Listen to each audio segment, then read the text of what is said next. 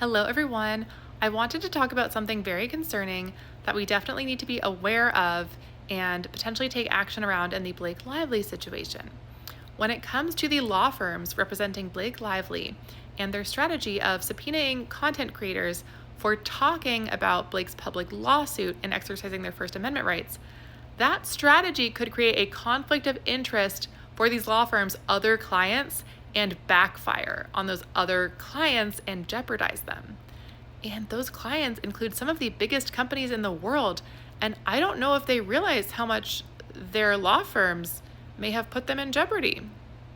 Blake Lively's legal team, including attorneys from Manat, Phelps and Phillips and Wilkie, Farr and Gallagher, have been issuing subpoenas to small creators, as we know, including allegedly minors, and potentially exposing sensitive personal information when these people were simply talking about a public legal case using things like commentary, speculation, and criticism, the kind of speech that the First Amendment is supposed to protect.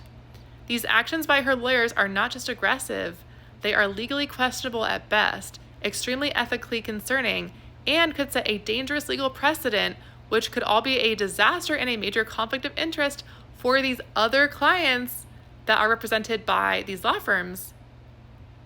So Blake Lively's lawyers have seemingly, again, jeopardized their own clients with their actions in Blake Lively's case. Just to be clear, these other clients at various points have included companies like Meta, Netflix, Apple, Fox, Warner Music, AT&T, Target, Ulta, Amazon, Bank of America, and much more. These are companies that are very dependent on public trust, user-generated content, and freedom of expression online, to my knowledge. So how can a law firm justify helping Blake Lively attack speech online while also representing companies that claim to care about that and benefit from freedom of speech? This seems to me to be a conflict of interest. What Blake's legal team is doing here, if successful, would seem to create a legal precedent that these other companies could eventually be sued or held accountable under. They're essentially arguing against the rights of their other clients who are not Blake Lively and their other clients' customer base. So if you're a customer of these companies, a content creator, a journalist, an advocate, or just someone who believes in the right to free speech, you should be very concerned. And if these tactics are allowed to stand, they would seemingly open the door to more abuse of legal tools to silence people and companies, more harassment via litigation, and an enormous chilling effect potentially on free expression. And guess what? This is also a PR crisis waiting to happen for these companies whose names are tied to these law firms. Have these law firms even disclosed these potential conflicts of interest to their other clients?